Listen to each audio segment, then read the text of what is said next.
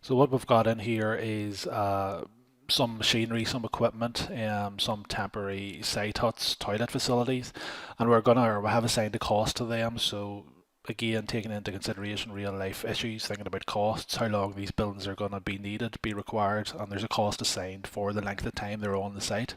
Before any construction takes place, we can take these elements, the character changing. So now they've got a high vis jacket on, a hard hat, boots. So again, just taking into consideration health and safety aspects. And within the game, we have set it up so that if they don't put on these aspects and start building or constructing, they're fined, if you like. So there's a cost implication for that.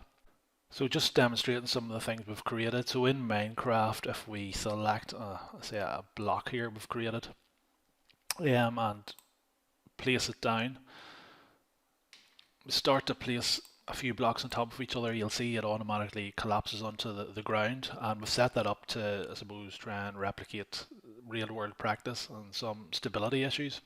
So in Minecraft, whenever you're constructing it, you don't necessarily need to put in foundations. You can start to build a building. Whereas in our mod, you actually need to excavate and put a foundation in before you can build anything. So just to show you, that's the concrete in for the foundations. And now if we start to build up the blocks, you'll see you can go up a lot higher than previously. There's also a limitation, so we've set it so that it only goes 10 blocks high, and then you need to put in some sort of structural support. We have also got project costs built into the game. You can ignore some of the costs that are in here because I've already been playing it, but there's a bill of materials, so every material they use has got a cost assigned to it. Again, so they have to maybe think about working within a budget, align with real world practice. So you have the number of materials in there, the overall cost for that. There's a labour cost as well of the kids playing it. Accident cost. So it's really encouraged them to plan out their designs. They can't just start building anything and knocking it down because there's a cost for that if you remove blocks as well. And as I said, if you start to build without any health and safety equipment on, or if you have an accident, so if you build over 10 blocks high without putting in some sort of structural support, there's a cost associated with that as well. So it builds up an incremental cost at the bottom, and there's also sustainability units. So depending on the type of material you use, there's a sustainability rating, if you like, aligned with that.